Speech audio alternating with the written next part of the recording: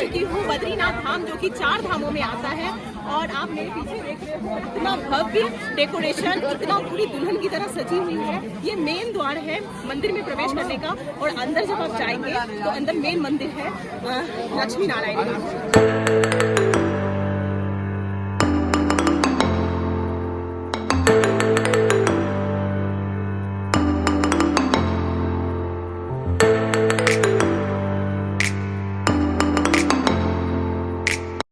नमस्कार, मैं प्रियंका स्वागत करती हूँ आपके अपने चैनल प्रियंका की दुनिया में। और मैं पहले ही आपको बता चुकी हूँ कि मैं 4 धाम यात्रा पे हूँ और मैंने अब कर लिए हैं केदारनाथ के दर्शन। और अब मैं जा रही हूँ बद्रीनाथ की तरफ ही हूँ, बद्रीनाथ के रास्ते में। और मैं जिस जगह अभी खड़ी हूँ ये है रुद्रप्रयाग, जहाँ पे मंदाकिनी और अलकनंदा नदी का संगम होता है। और ये आगे चल के देवप्रयाग में गंगा कहलाती है। आप जो मेरे पीछे देख रहे हो ये संगम है, जो कि मंदाकिनी आती है केदारनाथ से और अलकनंदा जो आ रही है वो बद्रीनाथ से आती है। और यहाँ उसका संगम होता है। ये 5 प्रयागों में एक है। और वहाँ पीछे जो आप देख रहे हो वो है रुद्रनाथ का मंदिर। और यहाँ से अब हम जाएंगे बद्रीनाथ की तरफ। और क्योंकि बद्रीनाथ के कपाट खुल रहे हैं 27 अप्रैल को, और उसकी ओपनिंग सेरेमनी में मैं जा रही हूँ शामिल होने के लिए। तो बने रहिएगा मेरे ब्लॉग के साथ और चलती हूँ आपको लेके बद्रीनाथ के दर्शन करवाने। चमोली में स्वागत है आपका। चमोली डिस्ट्रिक्ट आ गया ना।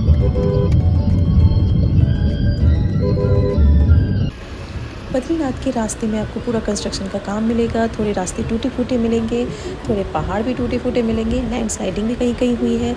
लेकिन प्रशासन पूरी तरह से जुटी हुई है यात्रा में किसी भी तरह की परेशानी ना हो इसलिए।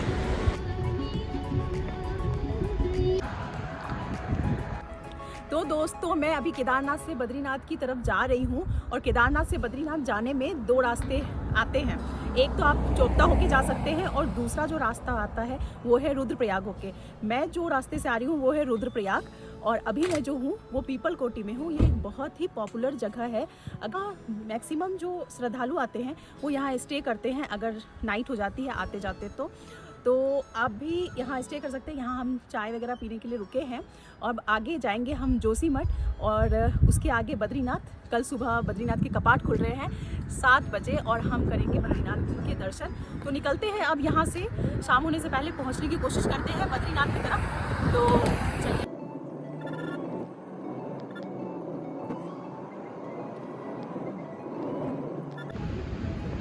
तो हम अभी जोशीमठ से आगे आ चुके हैं और यहाँ विष्णुप्रयाग है। और यहाँ जो बोर्ड पे दिख रहा है वो है बद्रीनाथ 35 किलोमीटर। अब हमें रात को ये सफ़र तय करना है। तो देखते हैं कब तक हम बद्रीनाथ पहुँच पाते हैं। तो दोस्तों यहाँ पे अभी व्यवस्था उतनी अच्छी नहीं है क्योंकि मौसम ख़राब होने की वजह से होटल्स वगैरह की अरेंजमेंट नहीं हो पाई है।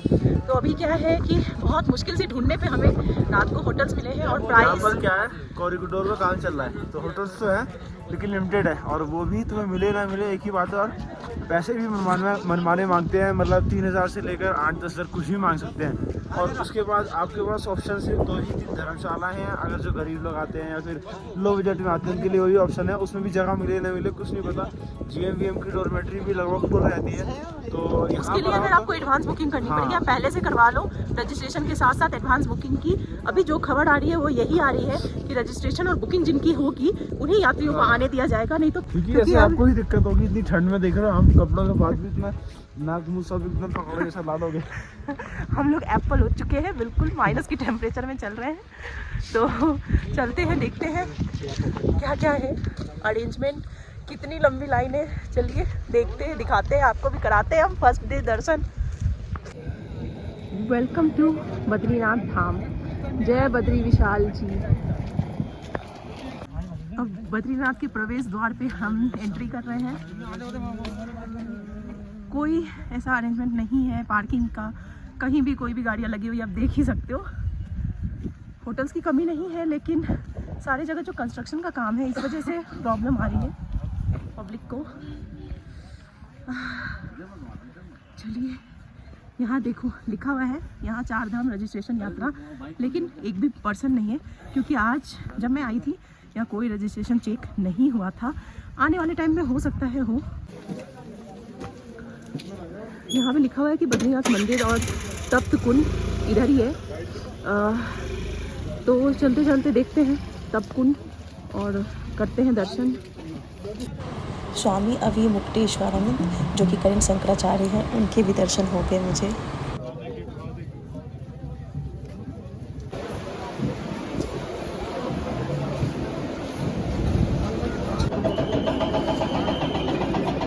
इधर है तप कुंड जाने का रास्ता, जहाँ गर्म पानी का कुंड है और लोग उस कुंड में स्नान करके जाते हैं मंदिर में दर्शन करने के लिए। तो चलिए मैं आपको दिखाती हूँ तप कुंड।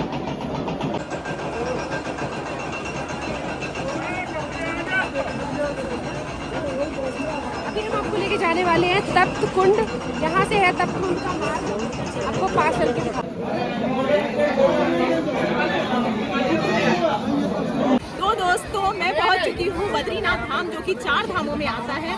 और आप मेरे पीछे देख रहे हो इतना भव्य डेकोरेशन, इतना पूरी दुल्हन की तरह सजी हुई है। ये मेन द्वार है मंदिर में प्रवेश करने का। और अंदर जब आप जाएंगे तो अंदर मेन मंदिर है लक्ष्मी नारायण का। 4 धामों में ये एक धाम है जो कि लक्ष्मी नारायण के नाम से फेमस है। और पहले जो था ये एक मठ हुआ करता था, बाद में आदि शंकराचार्य जी ने इसको मंदिर के रूप में परिवर्तित किया। इतना अच्छा डेकोरेशन।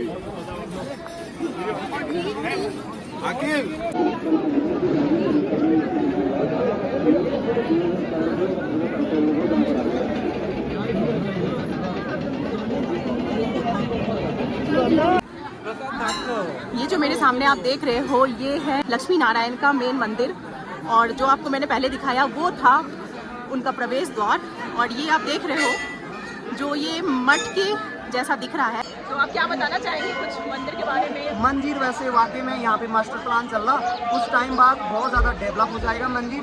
तो यहाँ पे श्रद्धालु बहुत ज़्यादा आएंगे। अभी तो उस हिसाब से कमी है, एक टाइम पे यहाँ पे जगह नहीं मिलेगी, नंबर ही नहीं आएगा। मुझे जहाँ तक लगता है कि जैसे स्टार्टिंग में आते हैं लोग तो दर्शन कर लेते हैं, कुछ टाइम बाद ऐसा होगा कि स्टार्टिंग में आएंगे तो 2 या 3 दिन बाद नंबर आएगा।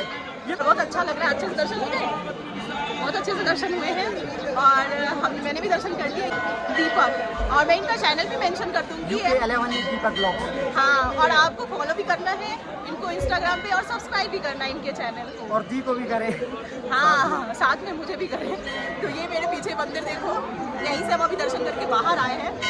बहुत अच्छा, बहुत सुंदर, मतलब मैं देख के इमोशनल हो गई। इतना खूबसूरत सा मुझे अंदर दिख रहा था। श्रद्धालुओं को थोड़ी तकलीफ हुई, प्रॉब्लम हो रही थी, लेकिन फिर भी जो आए हैं वो तो दर्शन करके ही जाएंगे। आपको करवा दिए बद्री विशाल के दर्शन। और उसके बाद मैंने सोचा कि मैं आपको होटल की भी जानकारी दे दूं, क्योंकि आप यात्रा के दौरान जब आते हैं तो होटल्स की बहुत मारामारी होती है और मनमानी प्राइस होते हैं। तो मैंने जो होटल बुक किया है उसका मैं एक शॉर्ट टूर करवा देती हूँ आपको, ताकि आपको पता चल जाए कि यहाँ पे होटल्स के रेट्स क्या है और किस प्राइस में मिल रहा है और कैसे होटल्स मिल रहे हैं।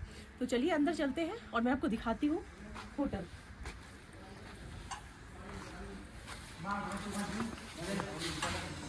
तो ये है रिसेप्शन। और अगर आप, मैं इनका नंबर मेंशन कर दूंगी, अगर आप आ रहे हैं बुकिंग के लिए तो आप पहले से फ़ोन कर सकते हैं एडवांस में।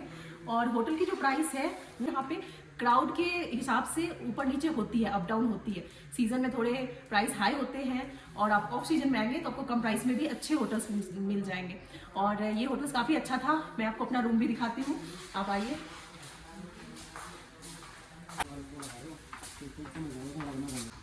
ये है मेरा रूम 107। हमारा 2 रूम है। ये देख रहे हो, अच्छा खासा बेड है, डबल बेड, वार्डरो है। ये यहाँ पे सामान, टीवी, लाइट नहीं है क्योंकि बद्रीनाथ में कंस्ट्रक्शन का काम चालू है, तो कहीं भी लाइट नहीं है। होटल्स वाले लोग जनरेटर की फैसिलिटी दे देते हैं। अभी फ़िलहाल सवेरे का टाइम है तो इसलिए जनरेटर नहीं चल रहा, नहीं तो वो मिल जाता है। और इस रूम के लिए मैंने पे किए हैं 2500 रुपये। यहाँ पर मिनिमम 2500 से लेकर के मैक्सिमम 8-10 हज़ार तक के भी होटल अवेलेबल हैं। लेकिन ये होटल में अच्छा था, यहाँ का खाना भी बहुत अच्छा था, बहुत टेस्टी था। तो मैं आपको ये इनका नंबर मेंशन कर दूँगी, आप चाहे तो एडवांस बुकिंग कर सकते हैं। लेकिन जब यात्रा रहती है ना तो आपको एडवांस बुकिंग करके ही आना है, क्योंकि कहीं भी रूम खाली नहीं मिल रहे हैं। तो दोस्तों मैंने आपको अपना रूम दिखा दिया, मैंने आपको बद्री वैशाल के दर्शन भी करवा दिए। उसके साथ साथ मैं एक और इन्फॉर्मेशन आपको देना चाहती थी कि आप बद्रीनाथ कैसे पहुंच सकते हैं। बद्रीनाथ पहुंचने के लिए अगर आप बाय ट्रेन आ रहे हैं तो आपको पहुंचना पड़ेगा हरिद्वार, और वहां से मॉर्निंग में आपको बसेस मिल जाएगी बद्रीनाथ के लिए, जिसका चार्ज होता है 600 से लेके 1000 रुपीज़ तक, जो मॉर्निंग में निकलती है और इवनिंग तक आपको बद्रीनाथ तक पहुंचा देती है। उसके साथ साथ आपको शेयरिंग टैक्सी भी मिल जाएगी। जब यात्रा चलती है तो ट्रांसपोर्टेशन की प्रॉब्लम नहीं होती है। लेकिन अगर आप बाय फ्लाइट आ रहे हैं तो बाय फ्लाइट के लिए आपको पहुंचना पड़ेगा देहरादून, और वहां से आपको लेनी पड़ेगी बसेस या फिर टैक्सी।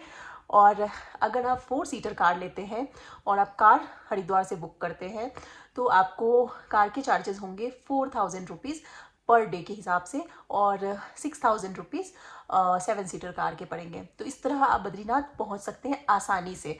और व्लॉग आपको कैसा लगा आप ज़रूर मुझे बताइएगा, और इससे जुड़ी हुई अगर आपको कोई भी जानकारी चाहिए रहेगी तो आप मुझे इंस्टाग्राम पे मैसेज कर सकते हो, या आप कमेंट के थ्रू भी मुझसे पूछ सकते हो यूट्यूब पे।